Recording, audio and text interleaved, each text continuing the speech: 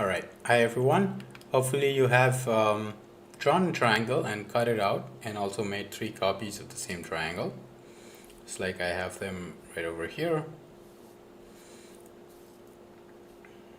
And you label them either as 1, 2, 3 or you label them as A, B, C because I guess I did not follow my own instructions. Now arrange these in such a way that they stack and they look something like that. Okay. Now when you're arranging them like that, just be careful. For example, this is AB, so I rotate these. So my side AB is matched up with side AB. And similarly, my side AC is matched up with my side AC. Now what you notice here is that you get a straight line, right? You get a straight horizontal line.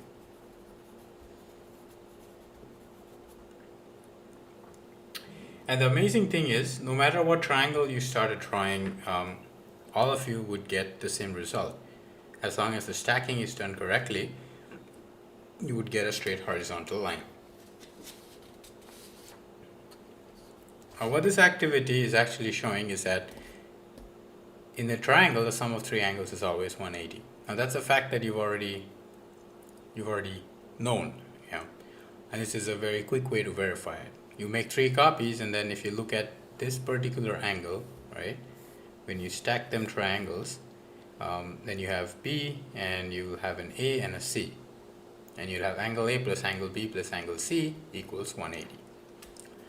Now once again, there are infinitely many possibilities of the combinations of these angles A, B and C that add up to 180. Now in the sort of interest of what we are doing here, which is working with simple objects, we're going to simplify this situation and the simple objects, and then use that knowledge to focus on complex triangles. What we're going to say is at least one of the angle is exactly equal to 90 degrees. A bonus question here. I said at least, but actually it's also at most, meaning that a triangle can only have exactly one angle that is 90 degrees. It can have no angle 90 degrees, but it cannot have more than one. Now these triangles, which have one of their angles equal to 90 degrees, are given a special name called right triangles. And they are considered simpler objects because if you take any triangle, you can break it down into triangle 1 and triangle 2, each of which is a right triangle. So remember how we said any closed object made out of straight lines can be broken down into triangles? So we said, let's study triangles. And it turns out that any triangle can be broken down into smaller right angle triangles. So that's the simplest object under consideration. So we're going to study these right triangles. Now, it's a little magic of angles here. Recall, you need 2 lines to talk about angles and 3 lines to talk about triangles. So that if I take 2 lines and then I make these bunch of triangles by drawing right angles, right? These are all different triangles. So if I write their names, they are triangle ABC, triangle ADE, triangle AFG, and triangle AHI. So all different triangles. What's common to them is this angle. They all have angle A. The length of PC, length of DE, length of FH, and length of HI are all different. As you can see, they're all increasing. Similarly, AB, AD, AF. So these triangles don't have the same lengths of sides, but they share this one angle. Right? So what the conclusion we draw from this is that angle is independent of the length of the sides of the triangle, which makes sense.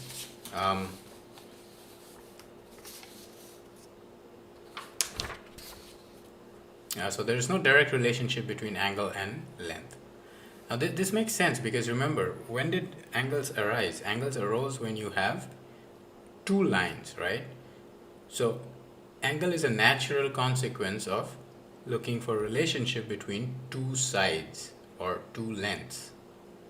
Right? So it's natural to expect that if there is a relationship between angle and sides, then it's going to be between angles and two sides. The sides that create the angle. So these two or any other two sides. Now what are side lengths? They are just numbers. So again, in the interest of looking at really simple objects, if I have two lengths, the most simple relationship that I can consider is a ratio between them. What does that mean? Ratio between two numbers a and b. It's written as a is to b, and it's a rational number which is a over b. Okay, so what we have sort of reasoned out here is that because angle is independent of the side length, a possible candidate for the relationship between the angle and the sides is not the actual length of the sides, but the ratio of two sides. So this brings us to our next activity, which you can set up now so that I can talk about it in the next video. Draw any two lines. Okay, any arbitrary angle. Pick any 3 points on the horizontal line. Then using a ruler, draw out these lines vertically.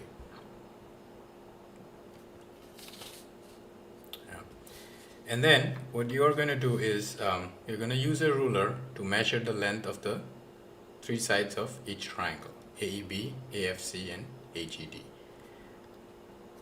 Okay, so do that, and then next video we're going to talk about more calculations that I'm going to ask you to do.